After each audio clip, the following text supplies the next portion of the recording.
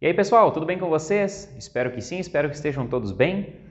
No vídeo de hoje eu quero falar com você sobre um assunto bastante interessante, principalmente para quem está começando na Bolsa de Valores, investindo em ações, em fundos imobiliários, em qualquer outro tipo de ativo que seja, que é sobre os erros mais comuns cometidos por quem está começando, por quem ainda não tem tanto conhecimento sobre o assunto, quem viu algumas coisas e já pensou de repente que poderia sair aplicando aquilo sem avaliar nenhuma outra variável.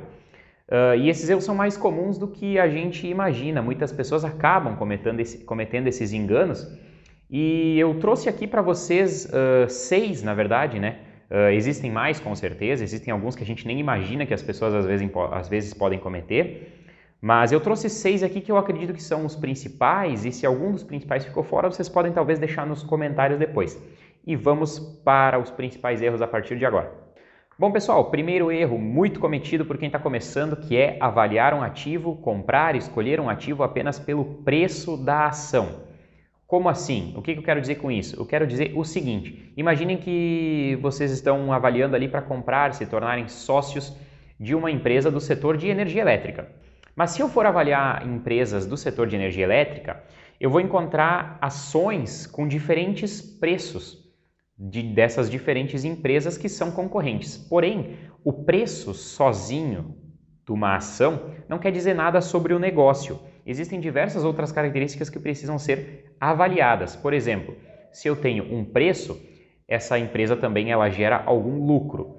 Quando eu faço uma relação entre preço da ação e o lucro da ação, eu encontro um indicador que é muito importante, muito analisado pela análise fundamentalista, né, a parte de fundamentos das empresas, que é o indicador P sobre L, o indicador PL que a gente costuma chamar, que ele pega o preço da ação dividido pelo lucro por ação que a empresa gerou nos últimos 12 meses de balanço completo. Agora imaginem a seguinte situação, eu tenho uma empresa em que cada ação dela é avaliada em R$10 e o lucro por ação que essa empresa gerou nos últimos 12 meses foi de R$1. Então, nesse caso, o meu PL é de 10, onde eu tenho um custo de 10 cada ação e o lucro por ação de R$1 cada ação. Agora eu tenho uma outra empresa que custa o dobro. O custo por ação dela é de R$20. Para mim comprar uma ação dessa empresa eu preciso do dobro de dinheiro, eu preciso de R$20. Só que essa empresa gera um lucro por ação de R$5. Bom, agora vocês lembram daquela parte do PL, onde era P sobre L, o preço da ação dividido pelo lucro por ação? Agora o meu preço é 20, porém a parte de baixo, lá onde é que é o lucro, é de 5. Se eu tenho 20 dividido por 5, meu PL fica em 4, ou seja, a empresa custa R$20 a ação, porém ela é mais barata do que aquela empresa que custa 10, porque ela gera um lucro maior por uma diferença menor no preço. Vocês estão entendendo onde é que eu quero chegar? Não adianta a gente analisar o preço da ação, a gente tem que analisar o que a empresa oferece e como ela gera retorno sobre o seu investimento. Então, uma empresa que tem um PL mais baixo é uma empresa, teoricamente, existem diversas outras coisas para se avaliar também, mas teoricamente é uma empresa melhor para se investir, tem mais espaço para crescer e valorizar aquele investimento. Então, preço sozinho não é nada. Segundo erro aqui da listagem, pessoal, um erro também bastante cometido, que é analisar a empresa, o custo da ação da determinada empresa pelo gráfico histórico. Aqui muita gente cai, pessoal, achando que o mercado ele tende a repetir sempre no futuro comportamentos que ele teve no passado. Por exemplo, eu escolho determinada empresa e vou olhar o gráfico dessa empresa, como é que essa empresa funcionou nos últimos anos. E aí eu vejo que hoje a empresa está custando em torno de R$20 o custo de cada ação dela. Mas eu vejo que há 2 anos atrás, ou 1 ano e meio atrás, essa empresa estava custando R$30. Aí eu faço uma análise, olha, se essa empresa já esteve custando 30, ela pode voltar para esses R$30. Olha, ela pode, mas ela não tem nenhuma obrigação de fazer isso. E pode ser também que esses R$20 que essa empresa esteja custando agora já estejam precificando o que a empresa realmente vale no atual momento. E talvez, a gente nunca sabe o futuro, se soubesse a gente ficaria milionário operando na bolsa em alguns poucos meses, dependendo de quanto dinheiro a gente tem em até mesmo um mês ou menos, mas ela pode vir a cair ainda mais, ou seja, ela estava 30 um tempo atrás, agora ela está 20 e ela pode cair ainda mais, ninguém sabe por quê. Porque existem diversas outras coisas que precisam ser analisadas.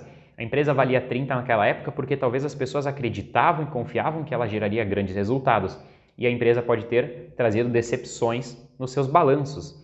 As empresas geram balanços trimestrais, onde a gente pode avaliar como está a saúde da empresa e tudo mais. Então, olhando apenas o que já aconteceu, a gente não pode se basear que aquilo voltará a acontecer. O mercado não tem nenhuma obrigação de repetir o passado no futuro. Terceiro erro muito cometido por quem está começando, pessoal, que é comprar determinado ativo, determinada ação ou fundo imobiliário, ou seja lá o que for, porque ouviu alguém falando bem. Pessoal, investimento é uma coisa muito pessoal de cada pessoa realmente, porque assim, quando tu vai comprar uma ação, tu vai investir o teu dinheiro, tu não vai investir o dinheiro daquela pessoa que tu ouviu falando bem da ação. Eu estou aqui gravando esse vídeo para vocês, eu posso vir aqui e dar um exemplo para vocês de determinada empresa e talvez as pessoas vão olhar assim, olha, se ele recomendou é porque ele acha que aquela empresa é muito boa, então eu vou investir lá também. Não façam isso. Vocês devem analisar a empresa, existem diversas opções em sites e tudo mais, a gente pode avaliar o que aquela empresa realmente oferece aos seus acionistas. Não se deve investir numa empresa porque alguém falou bem. Essa pessoa falou bem, tu acha que essa pessoa é uma pessoa confiável? Ok, é um bom ponto de partida. A partir de agora, tu já tem alguém falando bem, já tem alguém que falou legal dessa empresa para ti, tu pega, vai na internet, procura ler alguma coisa sobre a empresa, entenda como essa empresa gera resultados, como essa empresa gera lucro, como essa empresa opera, o que essa empresa faz. Vocês já imaginaram se tornarem sócios de um negócio, de uma empresa, que vocês não têm nem mesmo ideia de como funciona, de como ela opera? E muitas pessoas fazem isso, pessoal. Quando ouvem alguém falando bem, vão lá e compram e não sabem nem do que se trata aquele tipo de negócio. Então, ouviu alguém falando bem, é uma pessoa que vocês têm como referência, vocês gostam daquela pessoa, vocês acreditam que aquela pessoa é uma pessoa inteligente?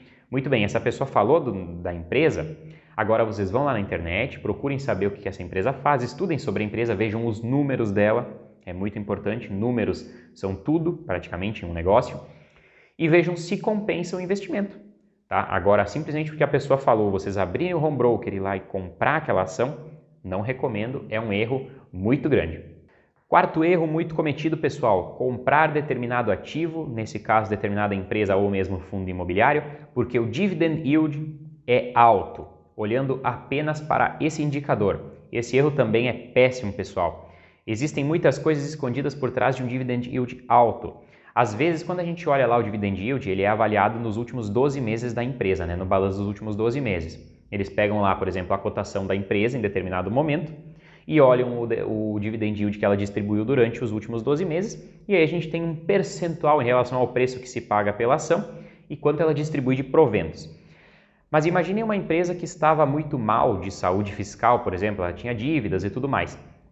E em determinado momento, essa empresa vendeu alguns ativos, vendeu uma fábrica, vendeu um depósito.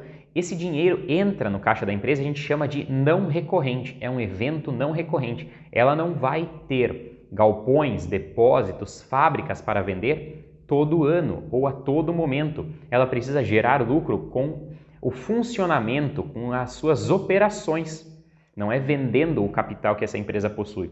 E aí, de repente, ela vendeu aquilo e distribuiu um monte de dividendos para os seus acionistas. Bom, ano que vem isso não vai se repetir. E a pessoa que não está ligada, ela vai abrir o site de pesquisa lá, ela até foi pesquisar, só que ela filtrou lá na coluna, onde aparecem vários indicadores, ela colocou lá no dividend yield do mais alto para o mais baixo. E ela olhou primeiro lá disparado em relação aos outros, descolado da realidade. Ela pensou, é nessa empresa que eu vou investir. Quando na verdade os dividendos, os proventos gordos já foram distribuídos e essa empresa pode, não quer dizer que vai, mas ela pode sim, no ano seguinte gerar prejuízo, não distribuir nada em proventos e a ação que tu comprou ainda desvalorizar. Vamos para o quinto e penúltimo erro que é muito cometido por pessoas que estão iniciando nos investimentos. Vender um ativo, vender uma parte dos seus investimentos em momentos de pânico. O que eu quero dizer com momentos de pânico, pessoal? Quando todo mundo está pensando em vender. Quando todo o mercado parece querer vender investimentos, vender ativos, colocar em circulação, transformar em dinheiro, qual que é a tendência natural? A tendência é que os preços de tudo caiam, porque é muita gente vendendo e pouca gente comprando, então o preço cai, buscando sempre colocar, por exemplo, se eu tenho uma ação onde é que eu quero vender ela por R$20, mas ninguém me compra por R$20, tem uma oferta por 19, eu baixo para 19. A pessoa que vem depois de mim, ela queria vender por 19, mas agora já ninguém mais paga 19. Agora as pessoas querem pagar apenas 18. Ela baixa para 18 para poder vender logo, porque ela quer o dinheiro, ela quer aquilo líquido logo. Então, nesses momentos, pessoal, é muito ruim vender um ativo, porque pode acabar vendendo esse ativo com prejuízo, e mesmo que não tenha prejuízo, tenha algum lucro, pode muitas vezes ser um ativo de excelente qualidade, que tem potencial para valorizar bastante no futuro, e quando tu voltar para comprar, ele pode muito bem já ter valorizado muito mais do que o preço que tu vendeu ele. Então, vender em momento de pânico, onde todo mundo está falando na mesma coisa, todo mundo está falando em vender, é geralmente ruim, tá, pessoal? Não recomendo, é um dos erros mais cometidos, e parece que quando os preços começam a cair bastante, as pessoas olham para aquilo e pensam, vou vender logo para que não caia mais. E esse comportamento só gera maior declínio nos preços dos ativos, porque esse comportamento ele é um efeito dominó, digamos assim. O primeiro vende, o segundo olha para o primeiro vendendo, vende também, e assim por diante, até que tu olha para o mercado derretendo, a bolsa de valores caindo, os números desabando, a tua rentabilidade indo para o espaço, e isso é normal acontecer na renda variável, e tu fala, putz, vou vender logo, porque eu não quero perder ainda mais. Quando na verdade, com um pouco de paciência, no longo prazo o mercado tende a se recuperar. A não ser que a gente esteja vivendo em um país aí como Argentina, Venezuela, e tem mais que não investir mesmo nesses lugares, né, gente? Governos comunistas ou com fortes tendências comunistas e populistas devem ser realmente evitados. Sexto e último erro, pessoal, aqui desse vídeo é investir com dívidas, sem garantias e sem reservas. Pessoal, se vocês avaliarem as dívidas que as pessoas têm, elas geralmente são financiamentos, tá? Na maior parte das vezes elas são financiamentos. Se vocês analisarem os juros dos financiamentos, eles geralmente também são muito mais altos do que qualquer rentabilidade de aplicação de uma renda fixa, por exemplo. Na renda variável eu não tenho como falar isso para vocês, porque como o próprio nome sugere, e é óbvio, mas o óbvio precisa ser dito, a renda variável varia. Mas as aplicações de renda fixa, elas dificilmente têm uma rentabilidade semelhante aos juros das dívidas, dos investimentos. Então, é muito difícil que valha a pena investir o dinheiro antes de pagar as dívidas. Sempre privilegiem pagar as dívidas. Por quê? Se tu pega dinheiro que tu poderia usar para pagar a tua dívida e usa na renda variável, visando lucrar com esse dinheiro que não te pertence, isso já gerou bolhas financeiras, inclusive, Grande Depressão de 1929 pode ser citado como exemplo. Tu vai investir com um dinheiro que não é teu, arriscando, buscando uma rentabilidade que tu não sabe se ela vai acontecer, tu pode te dar mal, porque o mercado pode cair e tu não vai ter como pagar aquela dívida que tu já tinha ou que tu fez para comprar ações no mercado de valores. Então, antes de tudo, paguem as dívidas, porque quem tem dívida, pessoal, quem tem dívida fica frágil. Quem tem dívida precisa que as coisas deem certo, porque se as coisas derem errado, essa pessoa quebra ou se dá muito mal e fica em uma situação bastante ruim. Então, privilegiem as dívidas. Na sequência, eu tinha falado sem reservas e sem garantias. Quando eu me refiro a reservas, eu me refiro à tal da reserva de emergência, que é muito falada, e algumas pessoas ainda insistem em não utilizá-la ou esquecê-la. Mas a reserva de emergência é muito importante porque se tu tiver uma quebra de renda, se tu for demitido do teu emprego e tu tem uma grande parte do teu patrimônio investido em ações, que são renda variável, né, ou fundos imobiliários, ou mesmo renda fixa, se tu tiver títulos prefixados do Tesouro Nacional, por exemplo, tu pode sofrer com marcação ao mercado. Eu falo de marcação ao mercado em um outro vídeo. No momento de necessidade, pode não ser o momento ideal para que tu venda os teus ativos, transformando eles em dinheiro, porque tu pode precisar vender esses ativos e eles estarão dando prejuízo naquele momento. Então, tu joga fora ativos de provavelmente boa qualidade. Se tu comprou tu tem que acreditar que eles têm boa qualidade, né? E por um preço muito pequeno. Depois tu não consegue mais comprar. Geralmente o mercado sobe quando os ativos têm boa qualidade, eles sobem. Então, a reserva é muito importante, porque esse dinheiro é o dinheiro que tu vai usar para alguma emergência. Por isso que chama reserva de emergência. E garantias, quando eu me refiro a garantias, é em relação ao investimento do tipo da reserva de emergência.